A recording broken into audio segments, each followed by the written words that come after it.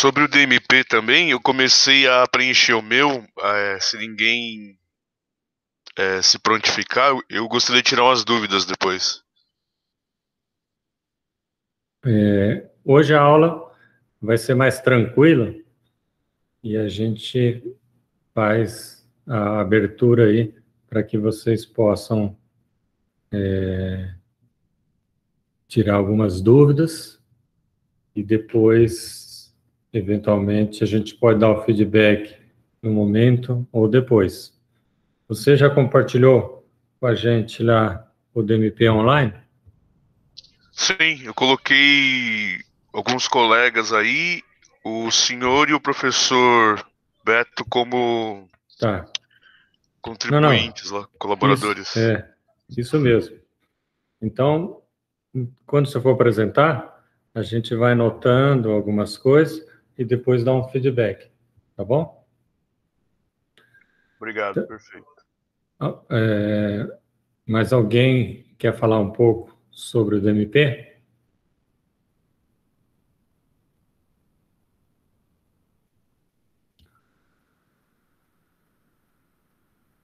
Bom, então vamos lá. Está sendo gravado, portanto, as pessoas que chegarem depois terão a oportunidade aí de assistir. Então, hoje a gente vai falar sobre proteção de dados. Então, vai ser uma aula mais curta, mas com algumas atividades práticas aí, ok? Então, vou ter alguns programinhas que eu deixei lá no espaço para que a gente avalie a sua utilização. Natália, Leonardo, Laila, Carlos, vocês têm acesso àquela pasta compartilhada, não tem? Sim. Tá. Então, deixa eu só falar para vocês o que a gente vai trabalhar hoje.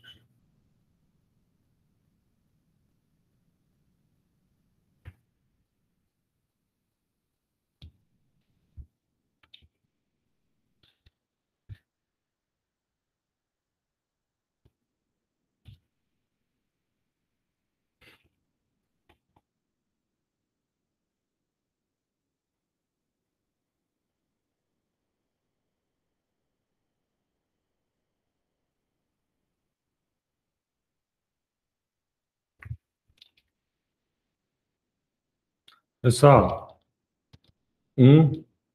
2, 3 programas. Tá? Esse primeiro programa, o BRO, ele vai ser utilizado hoje para que a gente possa renomear um conjunto de arquivos usando aquelas regras que eu já falei e a gente vai reforçar hoje. Esse outro programa, Free File Sync, é para que a gente possa comparar os arquivos. Então, hoje a gente vai falar que uma das preocupações quando a gente faz o backup é comparar um arquivo com o outro. Como que a gente faz? Uma das opções é essa aí. São todos programas gratuitos, ok? E esse MD5, o SHA, são programas para fazer checksum. Então, nós vamos comentar sobre isso. E, na verdade, ele faz uma conta em cima dos dados e chega a um número. E você pode comparar com o seu backup. Às vezes a gente acha que está tudo ok, mas o backup pode estar com problemas. Ok? Então, são esses 3 programas que a gente vai utilizar hoje. Ok?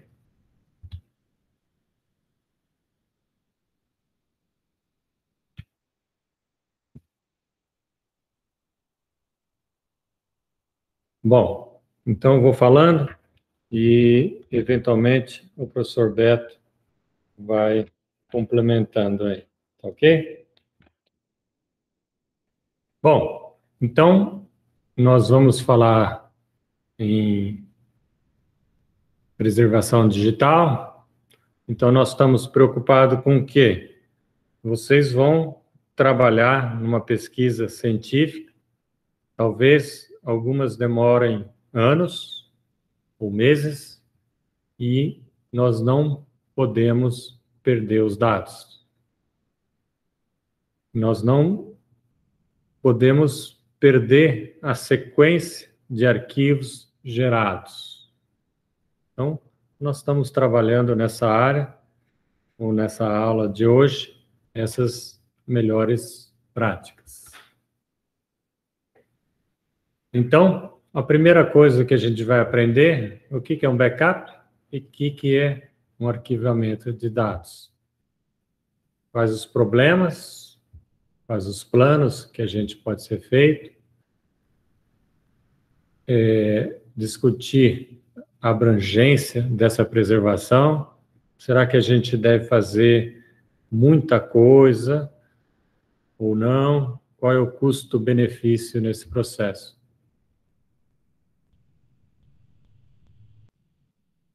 Então, nós estamos falando aqui, a gente, na aula passada, segurar a qualidade, e agora nós vamos falar de preservar os dados. Preservar, ao mesmo tempo que garante a reutilização, ele assegura que a qualidade vai ser preservada. Então, vamos entender um pouco com relação... Quando a gente fala em proteção, a gente está falando, normalmente, em essas três palavras principais: backup, arquivamento e preservação.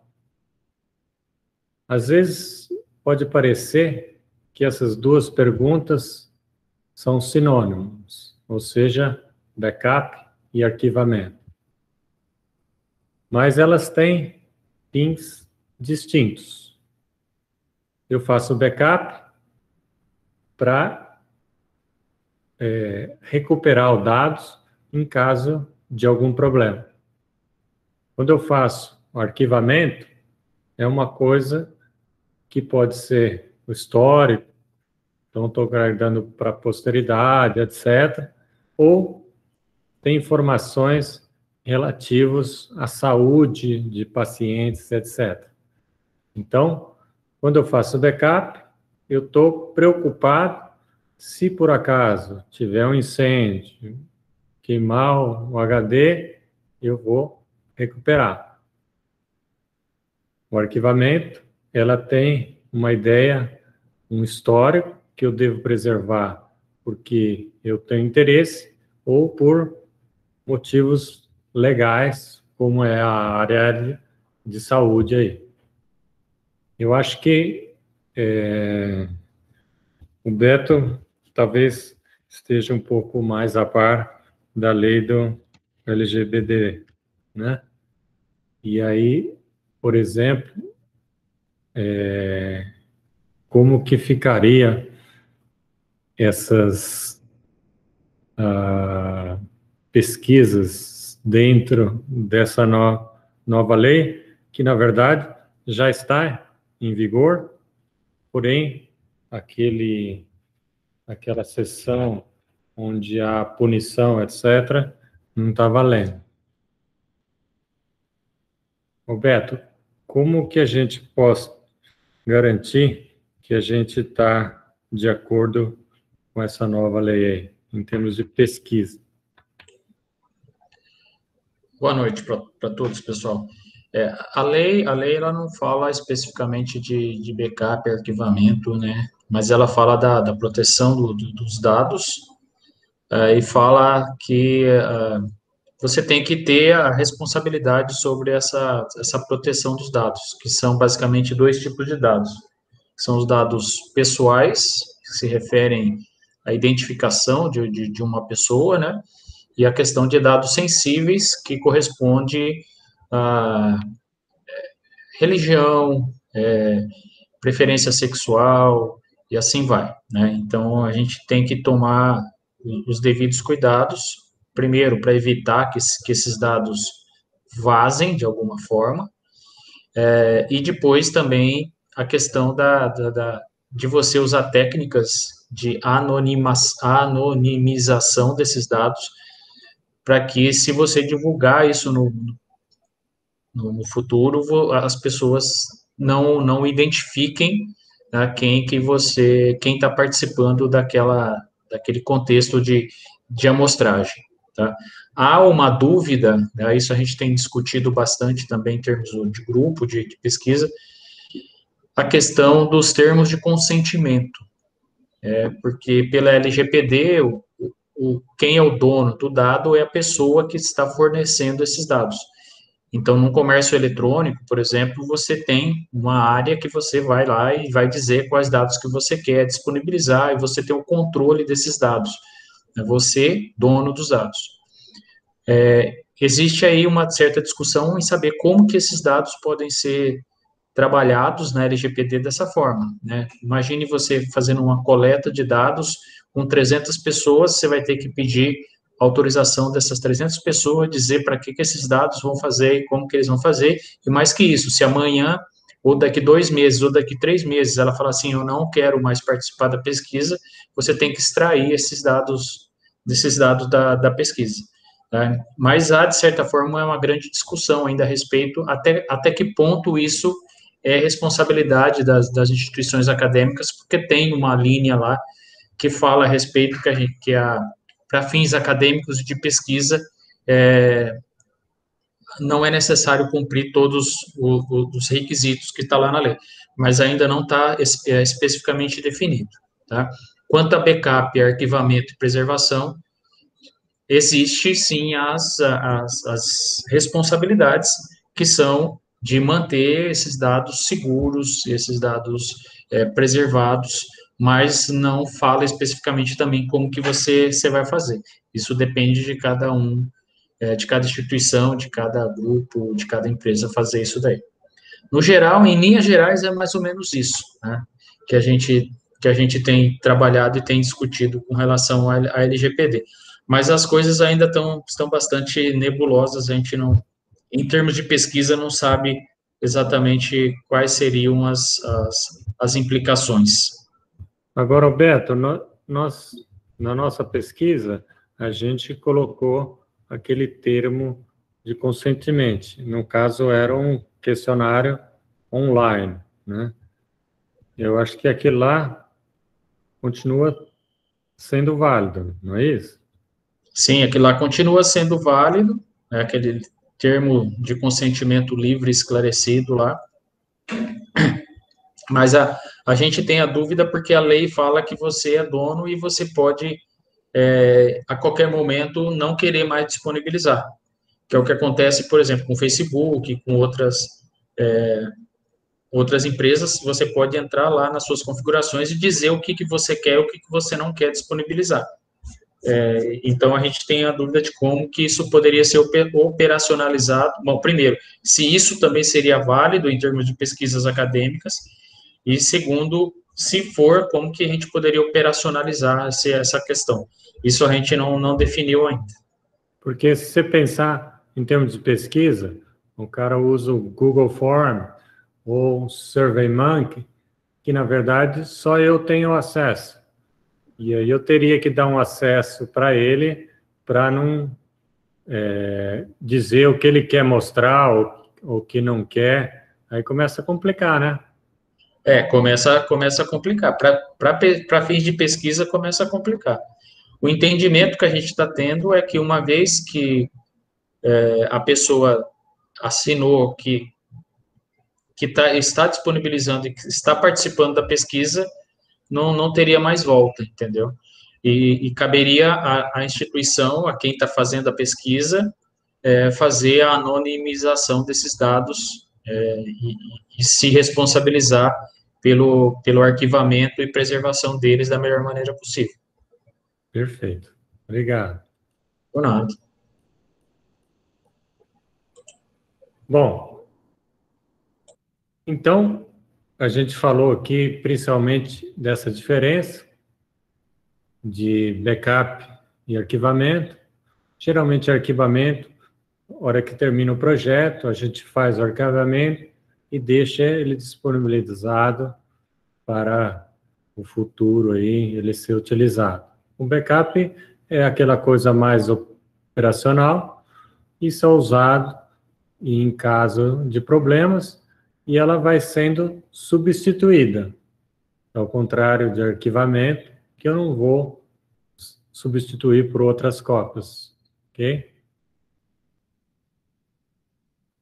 Bom, acho que a gente não precisa discutir por que que a gente deve fazer backup dos dados. Imagine você fazendo um doutorado, 4 anos. Você faz uma coleta 3 anos e aí no último ano você perde os dados. Realmente é uma situação desesperadora, né? Então, eu acho que não tem uma discussão por que fazer. Eu acho que isso é fundamental. Agora, se a gente não pensar antes ou planejar, aí pode ocorrer em algum momento que você tenha esse problema e aí não adianta mais. Então, vamos planejar, ter vários backups, mais um backup em lugares diferentes, backup na nuvem, backup físico. Então, acho que não custa muito caro fazer esse processo hoje, então vale a pena a gente trabalhar. Claro que a gente tem que trabalhar esse problema da versão, que nós vamos atualizando, tem novas versões aí. Então, hoje a gente vai mostrar um programinha para que a gente possa aí, ajudar nesse processo, ok? Ô, Dutra, Pois não. só cabe lembrar, né, que o backup tem aquela famosa regrinha do 3-2-1, né? Você tem que manter pelo menos 3 cópias de backups separadas, sem influência uma das outras, em 2 dispositivos fisicamente independentes, né? E sem sincronização entre eles, por exemplo, uma cópia num disco rígido interno e a outra num HD externo, por exemplo, né? E pelo menos uma dessas cópias fora do seu escritório, fora do prédio onde você tem os dados principais. Hoje, com Dropbox, OneDrive, a gente tem algumas alternativas interessantes. Até nessa aula eu vou comentar que teve uma época que teve algum problema com o próprio Google, o Gmail. Mas eles tinham backup, recuperaram tudo. Então, isso significa que você vai falar, pô, Gmail não vai ter problema, né? A gente não sabe. É bom você ter um Gmail, outro no Dropbox. Hoje tem as versões free aí, então acho que vale a pena a gente insistir aí. Por exemplo, hoje, não sei se você conhece, tem um programinha para quem tem Gmail. Esse FileStream, que é um programa muito interessante, que você pode trabalhar direto na nuvem. Por exemplo, esse PowerPoint que eu estou mostrando para vocês, ele está direto na nuvem. Eu altero direto lá. Ou seja, eu não tenho nada na minha máquina. E isso chama FileStream. Trabalho com Google Drive. Então, é um negócio interessante para que a gente possa avaliar e evitar problemas. A outra vantagem que eu vejo desse FileStream é que qualquer lugar que eu tiver, eu posso fazer a instalação e trabalhar como se eu estivesse na minha máquina. Por quê? Todos os arquivos estão na nuvem. Isso é diferente do Dropbox ou Google Drive normal, onde eu vou trabalhar localmente e depois eu vou atualizando na nuvem. Ô Beto, e essa coisa de diariamente, semanal, mensal, isso depende da forma de coleta? O que você poderia acrescentar? Então, depende também da atualização desses arquivos, né? Então, se você está atualizando eles, tem atualização diária, por exemplo, você está fazendo uma coleta que é contínua, né? Você coletou um pouco hoje, um pouco amanhã, um pouco. Então, você tem que ir fazendo esses backups continuamente, diariamente, né? Se não, você vai fazendo eles com uma frequência, com um tempo de espaço um pouco maior, né? Ah, mas e aquele arquivo que eu deixei lá guardado há um tempão já? Com que eu tenho que mexer com ele ainda? Não, você tem que mexer com ele ainda, porque a mídia pode trazer alguns problemas, depende da mídia que você está armazenando esses dados. Então, a frequência, ela é basicamente da atualização que você vai fazendo com os dados que você tem nos seus arquivos.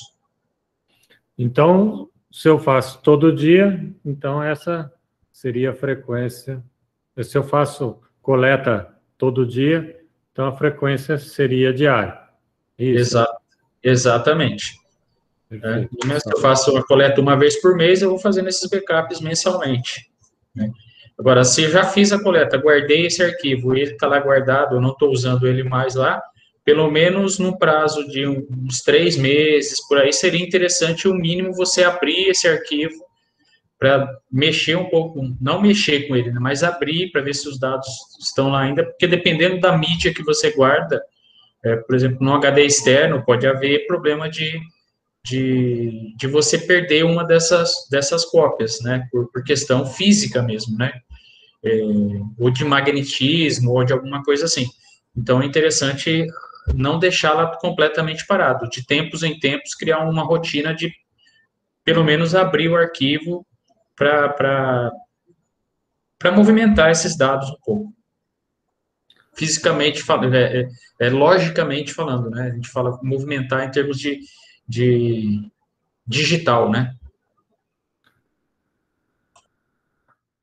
Pessoal, uma coisa que eu não comentei aqui, esse backup parcial e completo. O que significa isso na prática? Vamos supor que você tem um conjunto de arquivos que você usa no seu trabalho e você vai fazer um backup disso. Às vezes, você não precisa fazer o backup de todos os arquivos, só daqueles que foram modificados. Bom, mas eu não lembro qual que eu modifiquei. Ah, então copia tudo? Se forem poucos arquivos, você pode copiar tudo. Se forem muitos, às vezes começa a levar tempo. Então a gente usa alguns programas que já olha e vê se o que tem backupeado, ele foi atualizado e aí ele joga a nova versão. Caso contrário, ele só faz daquilo que foi alterado em relação ao último backup. Isso que a gente chama parcial. Pessoal, tem alguma dúvida? Pode perguntar, escrever ou abrir o microfone. Ou se tiver claro, vamos continuando. Bom, aqui eu estou falando, o professor Beto já falou bastante, backups locais diferentes, vários tipos, de locais. Mais. Agora, backup. Eu acabei de falar também que posso fazer manualmente, copiar os arquivos, ou pode usar um programa. Um desses programas que eu vou mostrar hoje, ele faz esse backup automático. Bom, a partir do momento que ocorre um problema, eu vou ter que recuperar isso. Agora, e é muito importante que o professor Beto falou, é isso. Você faz uma vez por mês backup, larga lá e não vê mais nada. Aí você fala assim, bom, eu já tenho 2, vou apagar um, vou jogar fora. E aí, chega um determinado dia, você precisa recuperar, e aí você observa que ele está com problema. Então, uma das maneiras de fazer isso é você checar o arquivo, você vai abrir, seja com Excel ou um outro programa, e checar. Outra forma é usar programas, por exemplo, o Checksum, que é um dos que a gente vai utilizar, e você vai gravar o hash dele, que é o código que é gerado após ele ter feito alguns cálculos em cima do arquivo. Ok? E aí surge a primeira dúvida. Fiz o backup, estou tranquilo, vou dormir tranquilo. E aí a gente observa que ele comenta aqui sobre os softwares de backup. Ah, não, eu não quero usar só. Então, se você não vai fazer a função de controlar o backup, que é através desse arquivo que ele chama de log, ele mostra se foi feito tudo direitinho, ou você usa um programa que faz isso para você, ou você vai ter que ter um controle no seu livrinho, em algum lugar, ok? E aí ele dá algumas informações que eu acho importante, mesmo que ele indique, deu tudo ok, dá uma conferida lá. Outra opção é tentar restaurar em outro lugar, local, né? E de tal forma que você garante que está funcionando. Então, pessoal, desconfie sempre.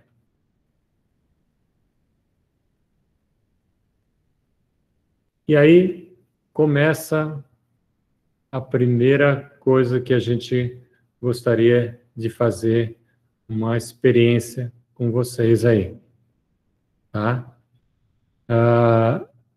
Eu peguei esses 2 programas aí, é o MD5, o SHA, que são protocolos de checksum, que está lá no Drive. O outro é um online. Então, já que a gente não tem muita gente, eu queria que vocês compartilhassem aí a tela, de tal forma que a gente possa ir ajudando. Então, o primeiro, a gente vai instalar no seu computador. O segundo, a gente vai fazer online mesmo. Podemos tentar, pessoal? Mas eu queria compartilhar um pouco a tela de vocês, de tal forma que a gente possa avaliar os diferentes hash, gerador de hash, de arquivos que vocês têm aí na sua máquina. Podemos?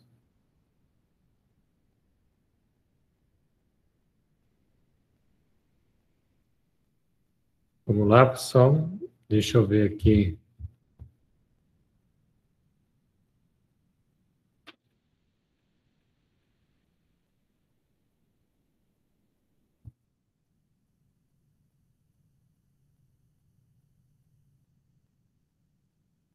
Eu vou abrir o arquivo.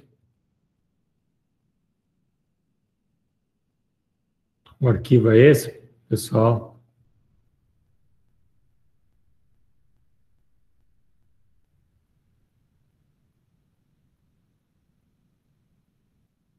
E aqui ele tem vários protocolos, independente do protocolo que você for utilizar.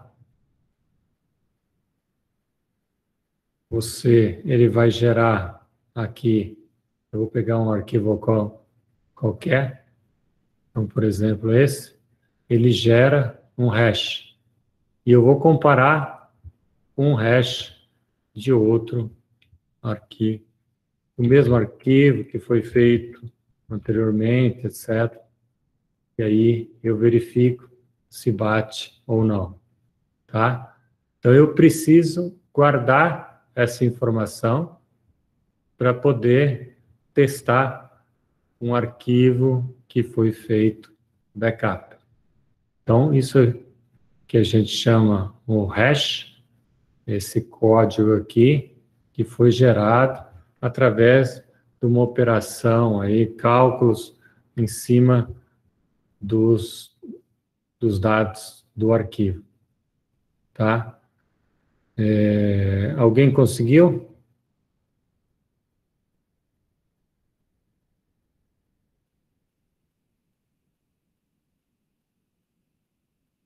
Pessoal, vamos dar ok aí, se vocês conseguiram ou não.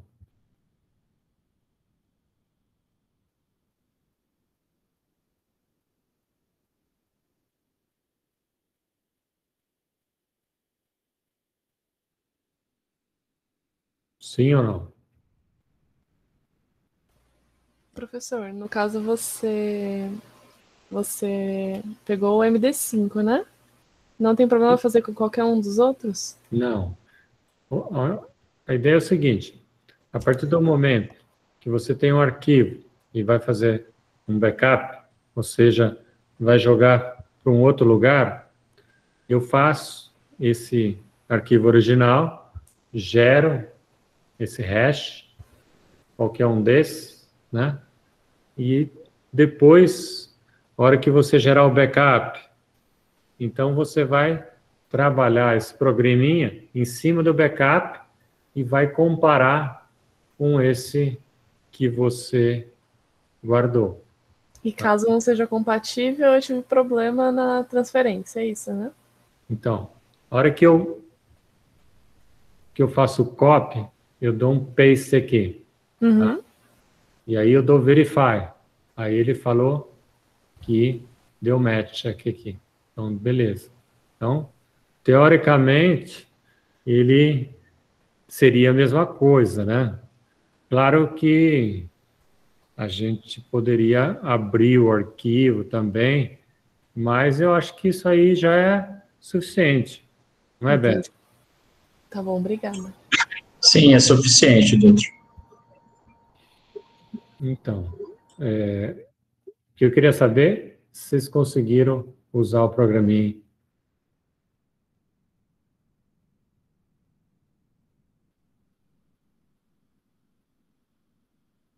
Pessoal, dá um... Isso.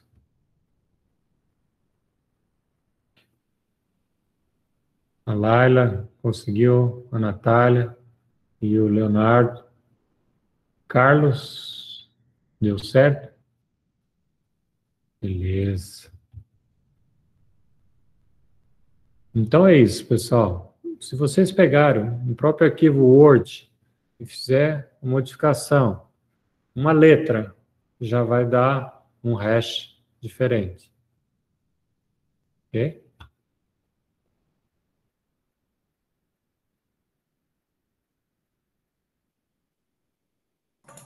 Ô, professor, no caso, o senhor pode só fazer isso, assim, colocar alguma coisa diferente só para ver como é que fica, porque pelo menos no meu aqui foi gerado um outro match. Ah, você alterou? Eu alterei, mas aí deu match de novo, não entendi. Não sei se eu estou fazendo certo.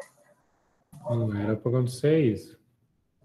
Eu deixei um outro arquivinho, um outro programinha, que é direto na internet. Vocês podem testar lá. Deixa eu fazer esse teste aí.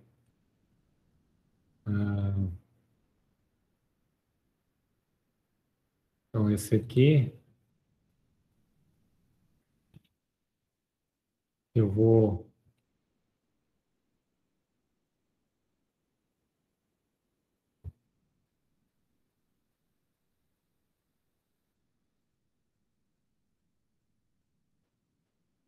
Deixa eu...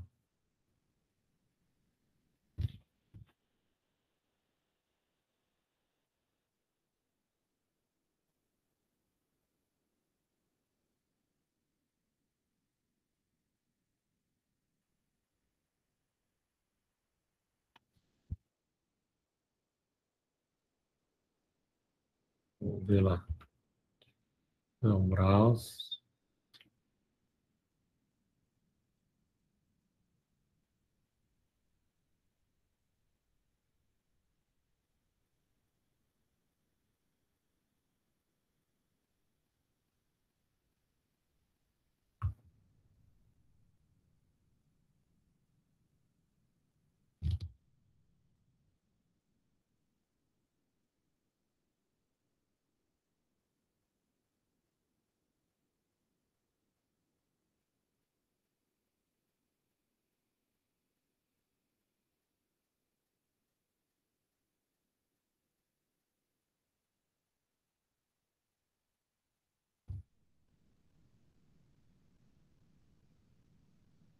Mas realmente está dando um mês. Estranho. Deixa eu fazer o outro teste aí.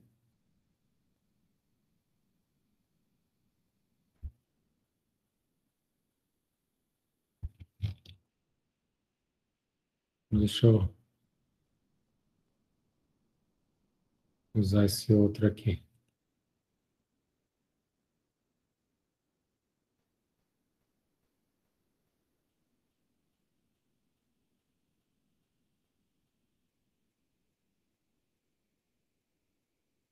Ok.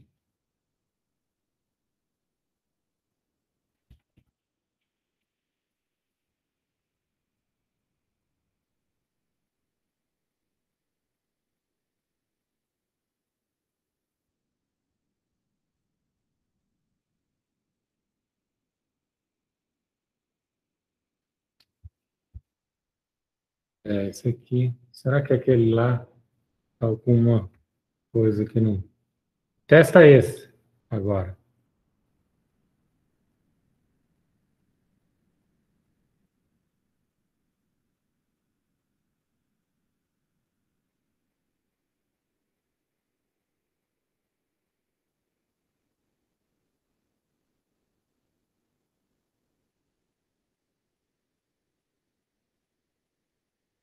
Ok, Liliane. Depois você faz o teste. Ok, professor. Agora deu diferente? Agora deu certo. O mesmo arquivo. Mudado, né? Isso. Então, alguma coisa está com aquele programa. Bom, mas pelo menos esse aí está funcionando. Eu vou dar uma checada depois, e aí, mas pelo menos esse já está funcionando, né?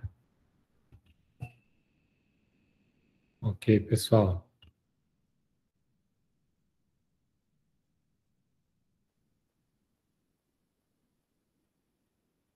Então, vamos lá. Então, esse programinha eu preciso dar uma checada, mas esse online aí tá ok. Então, pessoal, cada vez que vocês forem fazer backup, antes do backup, calcula o hash, guarda esse hash, e assim que for feito o backup, vocês podem fazer o hash em cima daquele. Não sei se vocês observaram, Deixa eu mostrar aqui para vocês. Quando esse file stream está nesse drive K. Isso aqui é tudo virtual, tá? Então, eu venho aqui e esse é o drive virtual do curso. Então, quando eu jogo para lá, eu posso checar um programa direto da área que ele foi feito backup. Bateu o checksum, beleza, tranquilo. Então, vamos lá.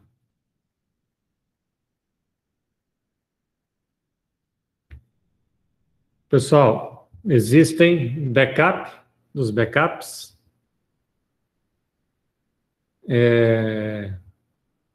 Normalmente, depende do valor dessas cópias, tá?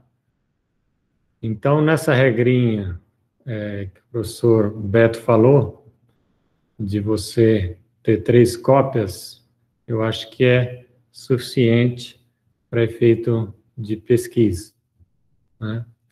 E dessa ideia dos 3 cópias, a gente vai, uma vez que a gente vai gravando na primeira, segunda, terceira cópia, depois a gente volta a regravar. Então, acho que isso aí é mais do que suficiente para casa de pesquisa. Tá? Quais as soluções de armazenamento em termos de longo prazo? Normalmente, quando você desenvolve uma pesquisa patrocinada, algumas agências estão exigindo que os dados fiquem armazenados em servidores de dataset. Então, como a gente vai já desenvolver todo esse processo? Então, eu acho que é importante que a gente entenda e execute assim que terminar um projeto que teve algum recurso de uma agência de fomento. Ok?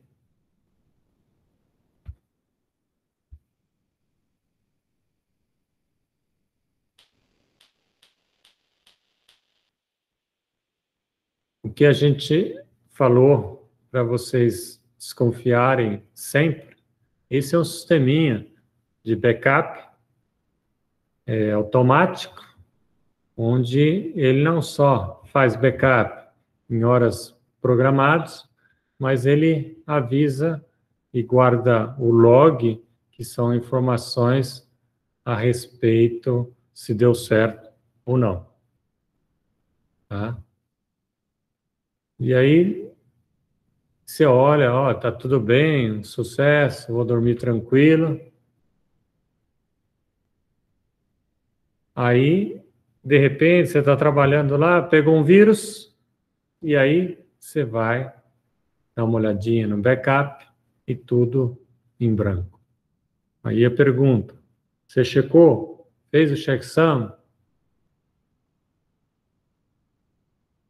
E aqui, nesse caso específico, eram alguns HDs, foram colocados numa área com uma interferência magnética, e aí teve problemas aí.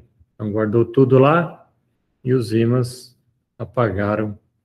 No caso lá, eram fitas, mas poderia ser um próprio HD, pendrive, etc.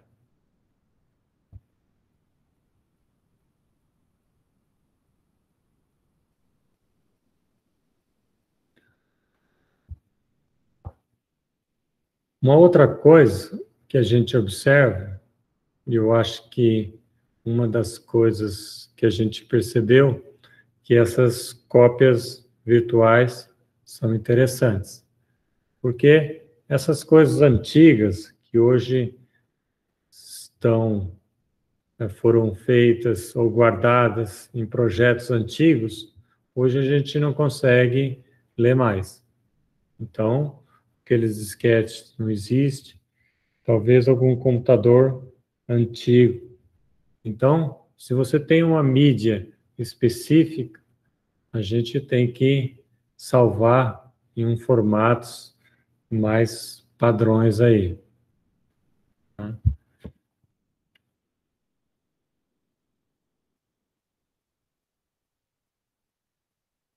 E uma das coisas que talvez a gente pode pensar é em relação à recuperação desses dados. Tá? Quando a gente faz backup, nós estamos preocupados em perder. Quando a gente faz arquivamento, a gente está preocupado que isso seja útil num futuro que a gente não sabe quando que vai fazer. Né? Então, o que é importante nesse processo é que, se você fez alguma coisa, tem alguma perspectiva de usar na frente, a gente precisa gerenciar de forma adequada esses dados, ok? Então, isso inclui backup, conversão de dados num formato mais antigo, em programas mais antigos, para programas novos, formato de música, de vídeo, em formatos antigos, a gente tem que pensar em converter para alguma coisa mais nova aí. Ou seja, a gente vai evoluindo e vai transformando esses dados aí. E agora, a gente tem algumas coisas que a gente queria discutir com vocês aqui. Acho que o professor Beto já falou, os formatos mais adequados são os formatos não proprietários, ou padrão. Tá? Então, é muito importante que a gente não fica preso a alguma empresa, porque essa empresa pode vir à falência, e aí você, no futuro, pode ter problemas como recuperar esses dados.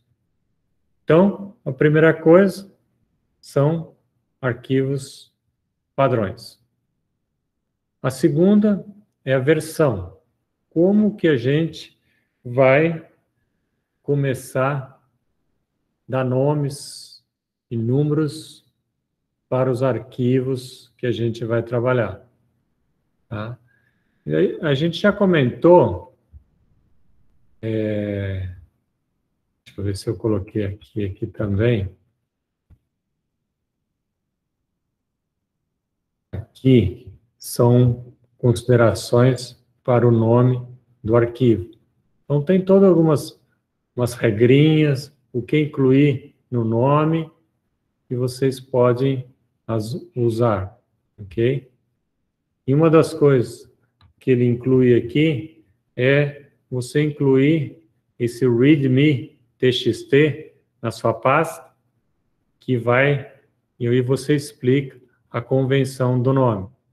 Ou seja, você usou data, nesses 4, 2 dígitos, não usou caracteres especiais, a numeração, uma sequência 001 em vez de 12, não usar espaços, tá?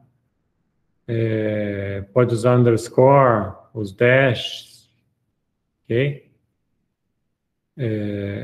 Aqui, algumas ideias, de você colocar o nome do projeto, as iniciais do autor, data, a versão. Então, isso aqui são coisas interessantes. Mas vamos dar uma olhada, esse programa que renomeia um conjunto de arquivos. Tá? Então, eu vou abrir, mas eu queria que vocês criassem uma pasta e colocar uns 3 arquivos lá. Cópia, pessoal. Depois, isso a gente vai alterar de uma forma, de uma única vez, todos os nomes dos arquivos e vamos colocar as datas. Ok? Então vamos lá, pessoal.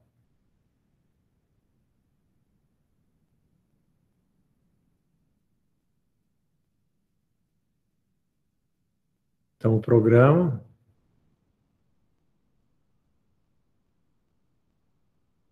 que a gente vai usar, esse BRU, tá?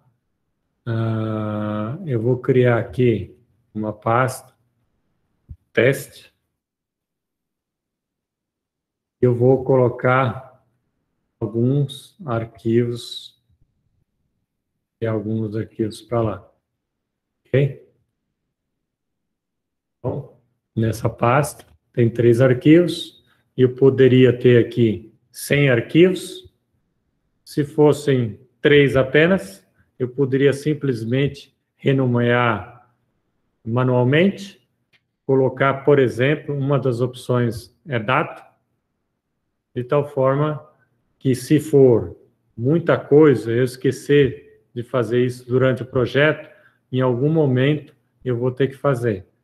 E aí, se for muito, não dá para alterar tudo de uma vez. Pelo Windows, você muda tudo, todos, igualmente, ou um a um, a menos que você use um programa desse aqui. Pessoal, todo mundo conseguiu? Eu acho que eu já instalei, então não preciso instalar de novo.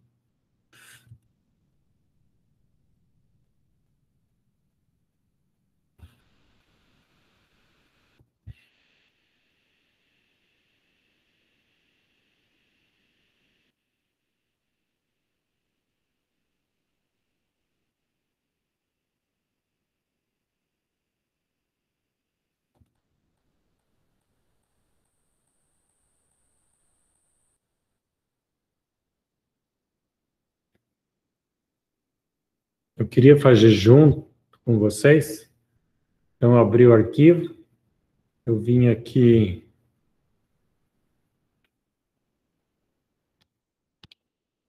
abri, e aí apareceu os 3 arquivos aqui. Todo mundo conseguiu chegar até aqui? Por favor, dê um OK aí, quem conseguiu. Então, eu criei uma pasta, coloquei 3 arquivos e vou querer renomear. A Laila já deu OK. Natália, Leonardo, Carlos. Professor, pode repetir só a última parte para renomear, que eu me perdi aqui, por favor? Claro. Eu não sei qual que é a última parte, mas é o seguinte, eu criei aqui uma pasta e coloquei 3 arquivos. Aí eu instalei esse programa aqui, chama BRU Setup, tá? Eu consegui instalar, eu tô com ele aberto. Estou na pasta com os 3 arquivos. Eu só me perdi na hora de renomear. Ah, não renomeei ainda, Ana. Ah, nesse ponto você chegou. Sim, até aí eu cheguei. Tá, não, era até aí que eu queria saber se todo mundo chegou. Ah, então tá bom, desculpa. Não, que isso. Bom, pessoal, aí, por exemplo, claro que tem um monte de coisa, adicionar prefixo, sufixo, etc., numeração, tipo versão, mas eu vou usar um deles aqui, tá? Eu vou usar uma data, um formato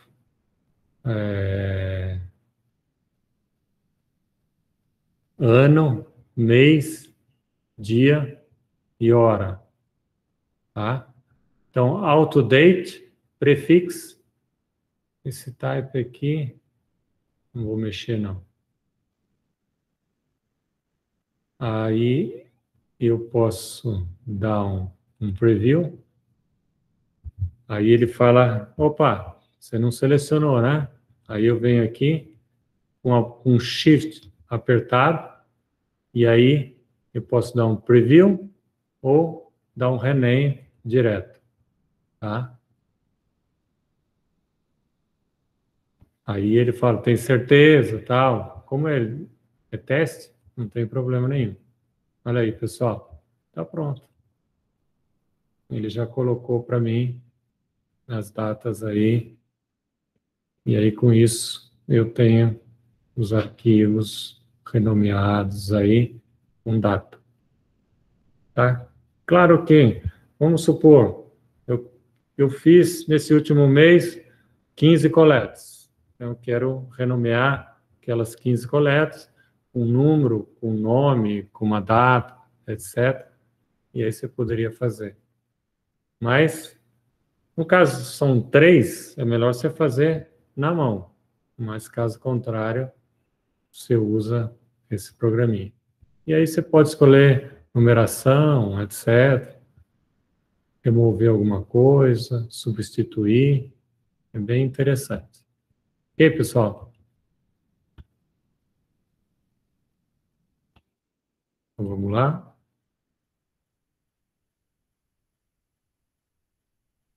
E o outro programa é esse aqui. Free File Sync. Tá? Também está na pasta. Esse programa também é free e ele tem duas coisas interessantes. Ele compara e também ele faz backup. Eu vou mostrar para vocês a função de comparar. E eu queria que vocês testassem aí. Então vamos lá. Eu também já instalei Free File Sync. E o programa é esse aqui, pessoal. Tá? Então eu venho aqui, eu vou instalar. Então eu vou pegar esses programas aí que eu acabei de fazer, né?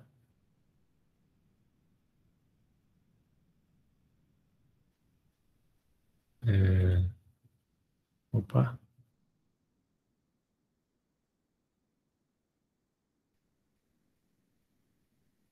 Selecionar pasta só.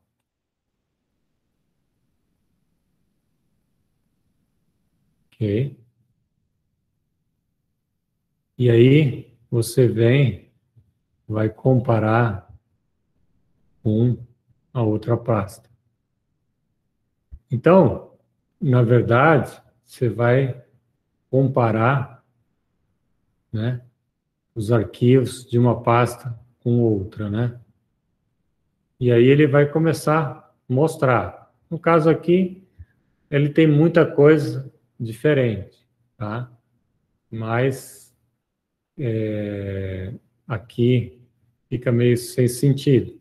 Mas vamos supor que você fosse comparar um original com o backup, tá? Então, se eu pegar os arquivos, né? E eu quero saber os arquivos que são iguais.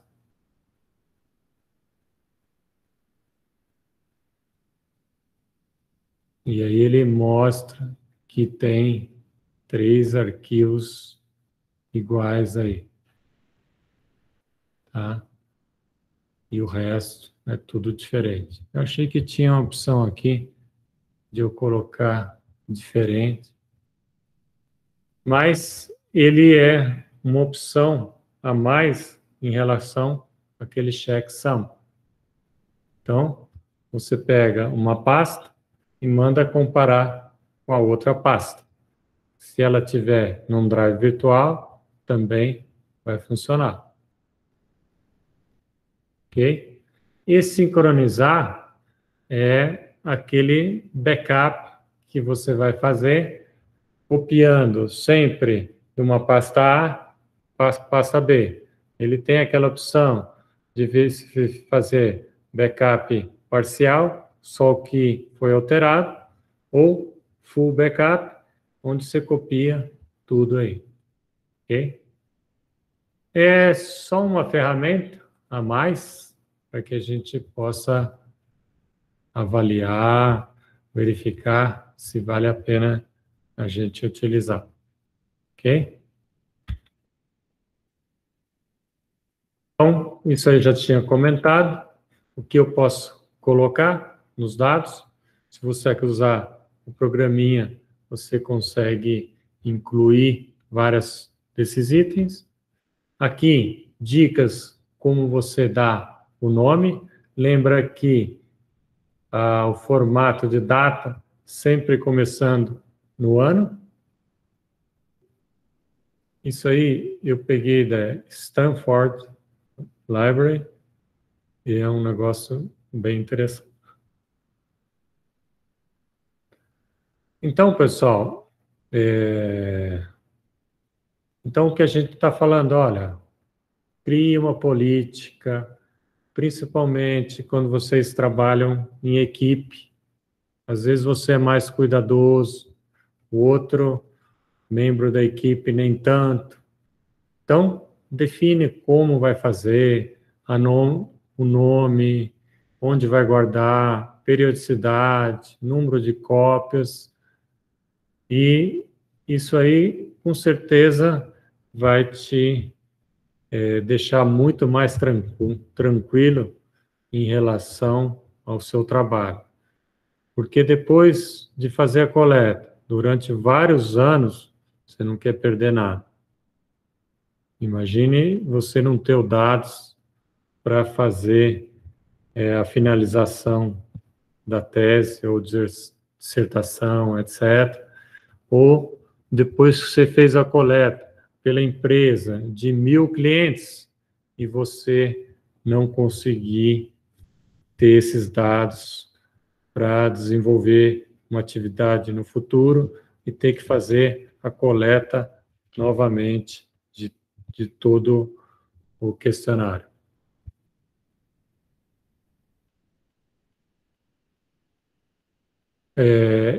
O que eles sugerem é usar programas como esse que eu mostrei para você para fazer backup automático. Mas mesmo assim, pessoal, de vez em quando, dá uma olhada lá, vê se está tudo ok, checksum, compara um arquivo com o outro, ver se está igual, tá? Então, independente se está tudo ok, ele está fazendo, continue fazendo de vez em quando. Agora, está usando o Yahoo, Gmail, Dropbox, etc. Perfeito, OneDrive, Microsoft, tranquilo. Não confie em um só, guarda mais de um. Claro que, pessoal, os dados normais que a gente usa dia a dia, a gente não tem essa preocupação. Mas quando a gente está trabalhando em tese, dissertação, isso aí é uma coisa que é muito importante. Agora, como posso verificar? O log, ver se foi sucedido, veja a data, tamanho, se ele corresponde, compare o checksum ou esse outro programinha. Então,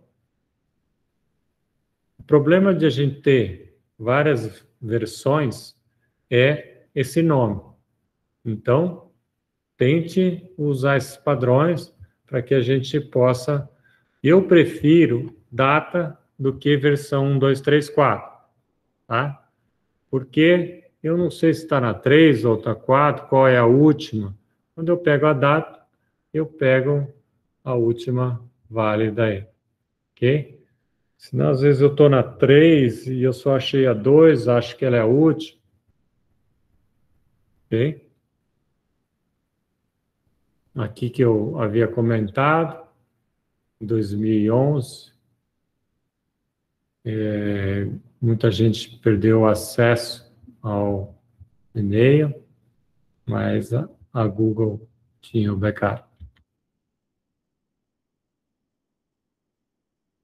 Então, a preservação pode ser via backup, o arquivamento, e esse planejamento, principalmente quando você está trabalhando em equipe, é muito importante você definir padrões para trabalhar em equipe. E teste com frequência esses backups. Vê se está tudo ok, abre, checksum, usa os programinha para comparar. Ok, pessoal? Então, foi mais ou menos isso que eu queria passar para vocês.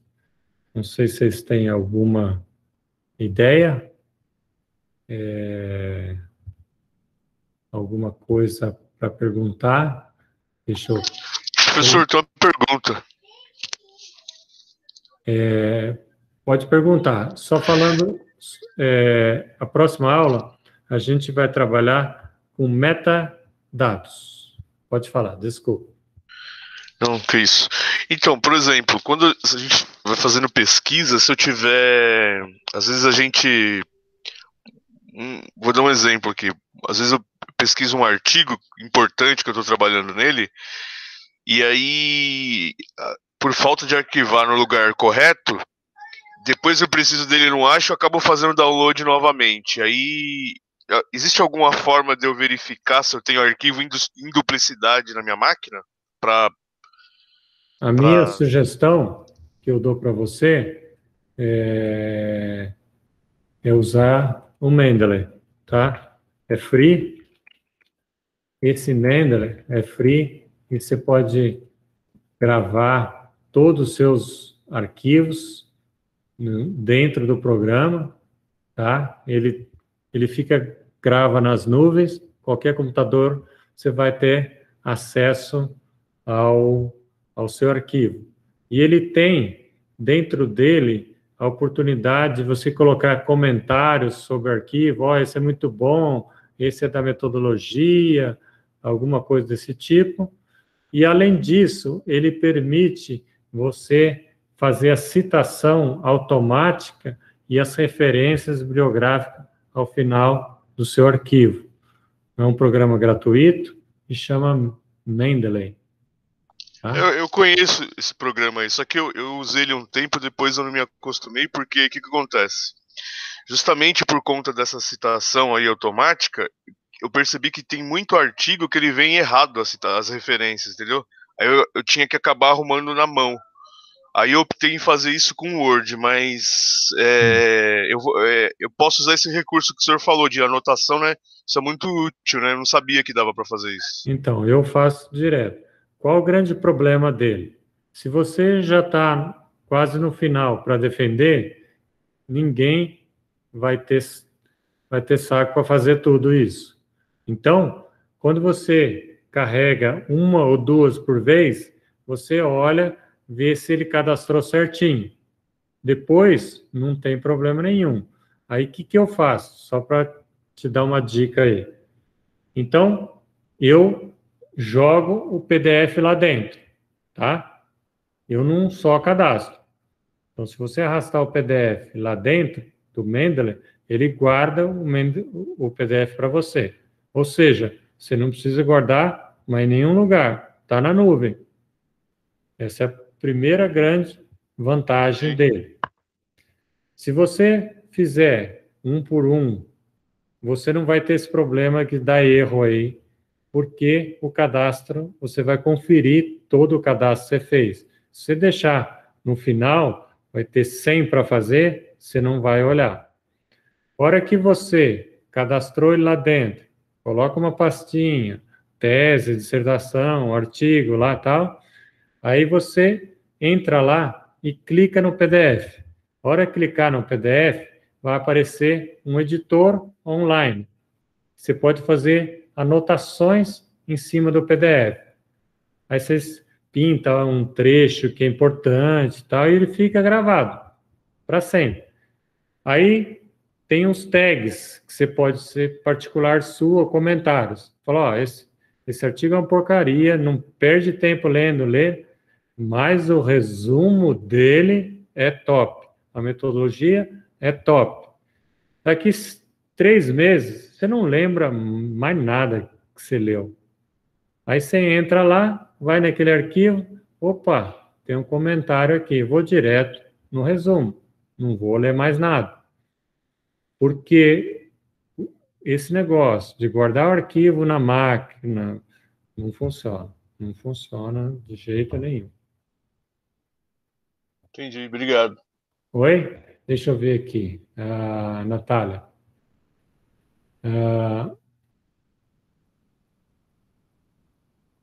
A maior parte na Web of Science você consegue também, tá? Os Scopus também.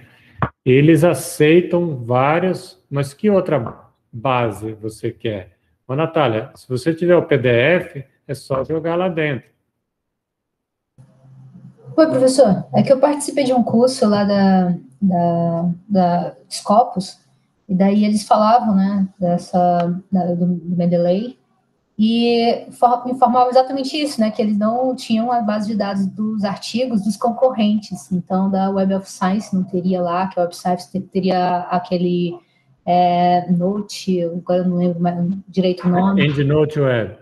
Exatamente. É o EndNote. Então, então, aí eu, enfim, fiquei na sinuca, porque o que eu percebi é que para cada base teria que ter um referenciador, né? Um programador. Não. Acho que eles falaram de uma forma não muito clara, tá? Deixa eu abrir aqui para você. Eu te explico aí. Mas tem vários sites de revista que já tem no cantinho, geralmente canto superior direito, que tem lá How to Sit, e eles têm os diversos gerenciadores que fazem esse tipo de serviço, o Mendeley, o EndNote, etc., e você pode ir no formato. E já dizer no próprio site que você quer buscar aquela referência, ele joga dentro já do seu Mendeley. E se você também não tem o PDF, é só você buscar o BibTeX dele que você acha e joga aí dentro e também busca referência. Isso. Ou RIS, RIS, é um formato que a maior parte das bases de dados você permite salvar nesse formato. Aí você joga aqui dentro, ou BibTeX ou RIS, tá? Então, as bases Web of Science, Scopus, Science Direct, todas têm essa possibilidade. Agora, o Mendeley, ele tem uma base dentro dele. Você pode pesquisar dentro dele. Mas todos os demais grandes bases, eles exportam para eles. O EndNote tem versão web também, ele é o melhor gerenciador que tem, tá? Só que ele é pago, tá? Qual que é o grande defeito do Mendeley? Eu acho que esse é o maior defeito. Esse aí que você falou, até hoje eu não tive problema, não. Tá? E normalmente, o que acontece? Você só vai colocar aqui o que você leu, porque é o que você vai citar. Então, não tem sentido você fazer uma busca de 100 arquivos e jogar aqui. Você só vai jogar aqui aquilo que você leu, que você pode citar. Se você não leu, você não pode colocar na sua bibliografia. Então, ele fica mais fácil esse processo, porque se você leu, você tem o PDF. Se eu tenho o PDF, você arrasta e joga aqui dentro e confere se deu certo. Então, eu acho super válido esse processo de utilizar o Mendeley. Agora, qual é o defeito dele? Você tem aquele tipo de citação, por exemplo, no meio do texto, onde você fala, de acordo com Dutra, 2018, caixa alta, blá, blá, blá, blá, blá. Ou você põe no final da sentença, aí, entre parênteses, Dutra, vírgula, 2018. Então, são duas formas de você fazer a citação. As duas estão corretas. Só que o Mendeley só faz uma ou outra. Então, se você adotar o mesmo padrão, o seu artigo inteiro, ou no meio, que é Dutra minúscula, entre parênteses 2018, ou no final, entre parênteses Dutra, vírgula 2018, se você adotar um ou outro, ele vai funcionar perfeito. Se você quiser fazer diferente, ora no final da sentença, ora no meio da sentença, aí é um processo semi-automático, ou seja, meio manual. Já o EndNote, ele já faz isso de uma forma muito mais fácil. Essa é a grande diferencial. O resto é muito parecido. E a outra coisa que ele tem, que é muito legal, se vocês olharem aqui, grupos, ó, eu trabalho com outras pessoas, e aí a gente compartilha as referências. Então, você pega daquela revista, o outro, você pega da revista B, o outro da C, e aí você vai montando suas referências. E aí depois, na hora que eu citar, eu uso o que ele me ajudou a montar. Tá ok?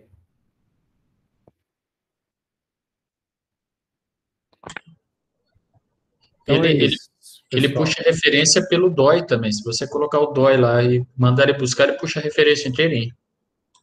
Ó, legal também.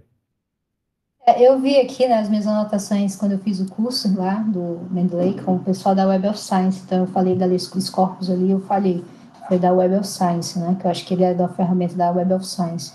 E aí da Corpus, no caso, para fazer o Science Direct, para a gente conseguir exportar, não teria como citar direto, teria que fazer toda a parte manual, porque ele não tem essa base.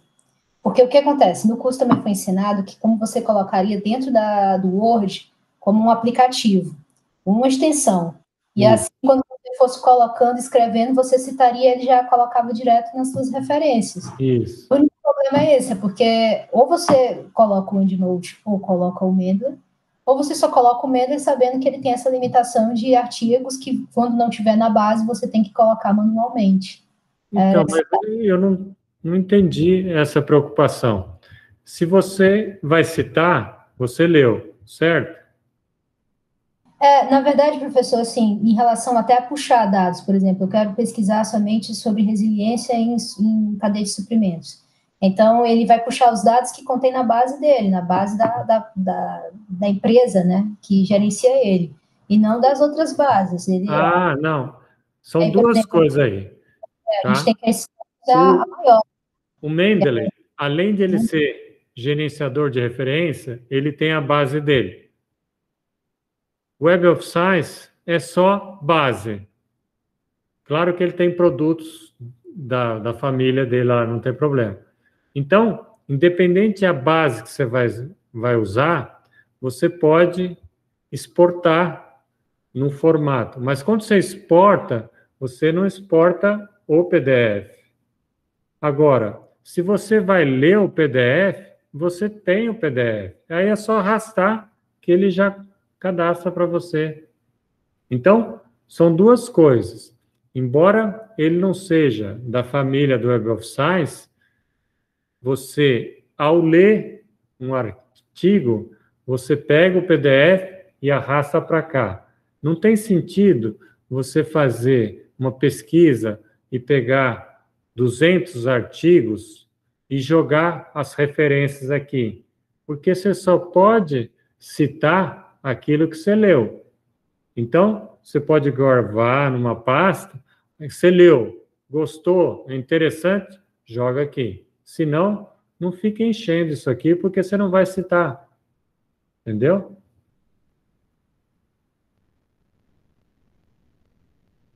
Então é isso, pessoal. Então, muito obrigado pela atenção. Então, a semana que vem... mas espera aí. Quem que ia mostrar o DMP? Eu tô com uma dúvida.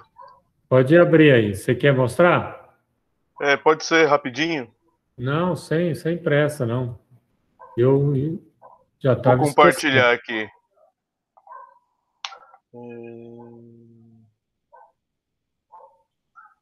Deixa eu ver aqui. Tá aparecendo aí? Tá começando. Chegou. Tá na página do dashboard? Tá. Deixa eu ver aqui. Bom, eu coloquei aqui, ó, o título do projeto, né? O projeto do que se trata. Acho que é isso, né? Isso. Aí aqui esse número, ele criou sozinho. Eu não dei esse número aqui. Não sei o que significa isso. Não, ele que coloca, isso não tem problema. Tá. Aí, vamos lá, colaboradores, né? Aí eu coloquei... eu criei esse documento aqui com base na minha pesquisa de doutorado, assim. Ainda não é oficial, mas eu estou exercitando, né? Então eu vou ter uma orientadora e 2 co-orientadoras. Eu coloquei aqui, não sei se está no lugar certo, e eu coloquei aqui os colaboradores. Aí a minha dúvida é o seguinte, a primeira dúvida, qual que é a diferença do contribuidores do projeto para colaboradores do DMP? Vamos ver.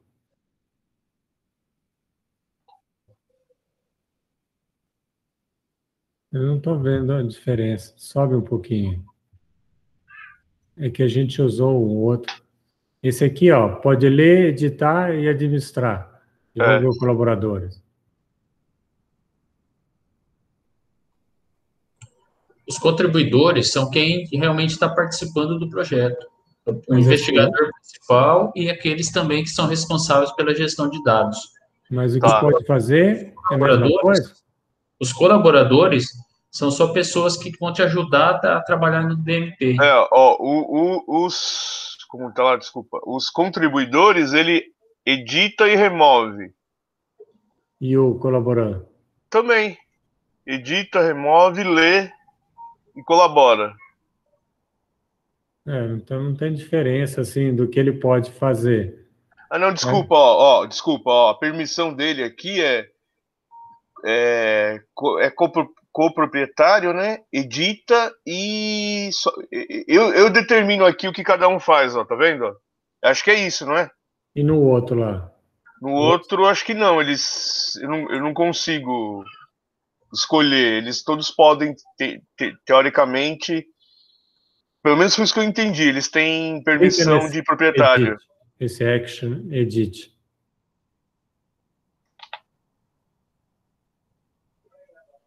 Vamos ver o que é esse edit. Edita e remove.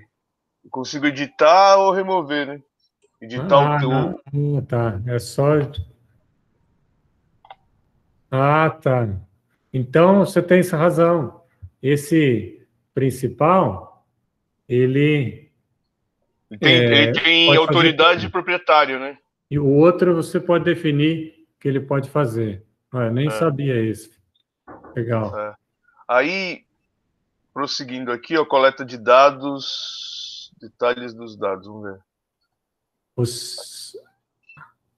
Aqui eu escrevi, ó, que dados serão coletados ou criados? Eu escrevi, ó, os dados serão coletados em campo, florestas urbanas, parques e reservas naturais da região metropolitana de Sorocaba. É isso? Ou eu tenho que colocar mais alguma coisa? Dá uma olhada do lado direito ali. Que tipo, devemos considerar formato questões... e volume. Tá. Entendi. Tá? Formatos e software. Sempre tem um comentário do lado direito. Uma dica que eu não tinha percebido isso. Tá?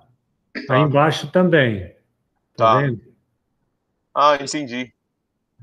E se você clicar aí nos comentários, eu deixei comentário para você. Aqui, né? Do ladinho aí está escrito comentários, ó, comments. Tá aqui, né? Tá.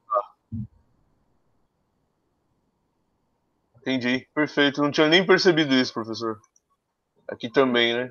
Tá. Então, a gente vai usar isso aí para fazer comentários. Tá. Mas a gente está esperando vocês desenvolver um pouquinho mais. Tá, aí deixa eu ver. Tinha uma parte mais adiante que eu tinha dúvida também. Aqui vai ser a mesma coisa, tal. Esse aqui, ó. Que ele... vai. Conformidade ética. Isso aqui é no caso de ter que submeter a um comitê de ética, é isso?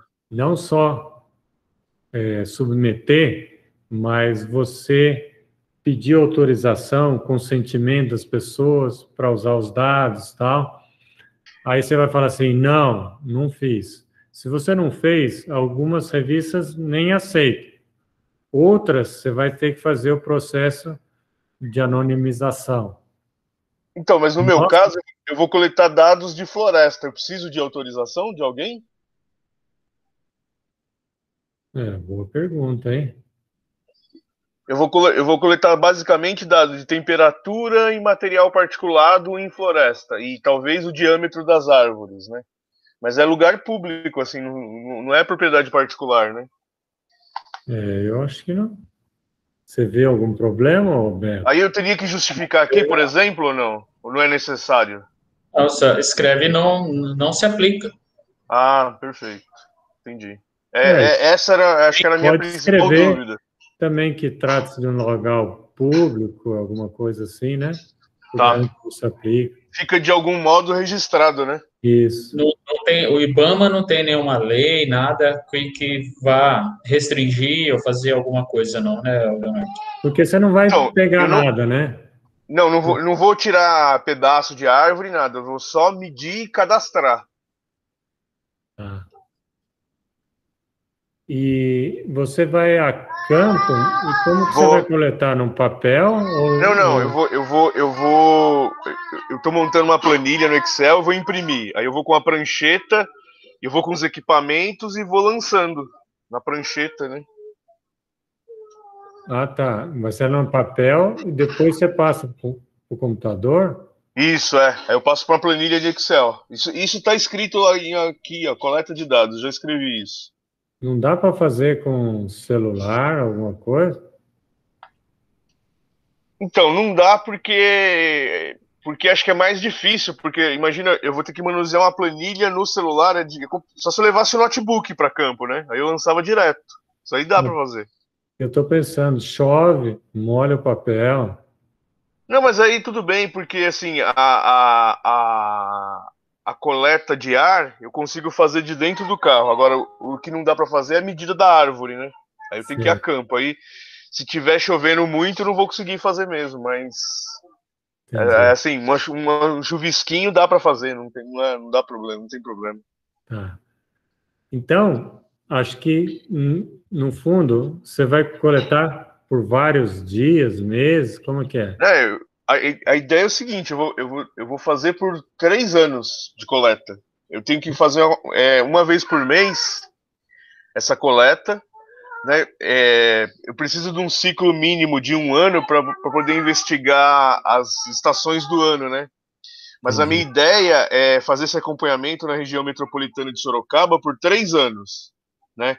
E aí, assim, eu estou no processo seletivo do doutorado. Se eu conseguir coletar desde já, né? Eu já estou conversando com a orientadora faz um tempo. Se eu for aceito no programa, eu começar desde já, eu tenho 3 anos de coleta e aí eu tenho 1 ano para poder trabalhar o produto, né? Obviamente, a cada 6 meses a gente vai sentar e analisar esses dados e ver o que dá para fazer com eles, né? Mas aí eu deixo o último ano para poder fazer a parte de edição, de produção de texto, essas coisas, né? Eu quero fazer 3 anos de coleta. Tá, então imagine que você vai ter um planejamento de backup 1, 2, 3, 4, 5, 6. Sim, Porque depois então, de 3 anos... um dos motivos que eu estou fazendo esse curso é justamente para eu aprender a gerenciar esses dados, né? Que hoje eu não sei. Não, isso aí é fundamental. Imagine depois de 3 anos você perder esses dados. Nossa Senhora, dá um tiro na cabeça. Mas acho que o caminho é isso, mais ou menos, né? É isso mesmo. Tá. Não, mas continua preenchendo e aí a gente dá um feedback para você. Eu vou ler os comentários do professor, que eu não tinha visto ainda, e vou completar aqui, e aí eu vou avançando. Tá joia, então. Obrigado, hein? Valeu. Um abraço aí. Tchau, Leonardo. Até mais, pessoal. Obrigado aí. Professor. Pode perguntar. Eu coloquei 2 e-mails seus como colaborador, mas qual é o e-mail do outro professor? Eu procurei. Roberto, você pode postar aí no chat? Eu coloquei o @USP e o Gmail também. Deixa eu pegar o e-mail dele aqui. Já está aí no chat. Ah, já pôs. Obrigada. Obrigada. Vou colocar aqui. Tá? Então, pessoal, assim que vocês estiverem mais adiantado, a gente vai dando um feedback, tá bom? Obrigado, boa noite para todo mundo. Até mais, tchau, tchau. Tchau, tchau. Boa noite, pessoal. Boa noite.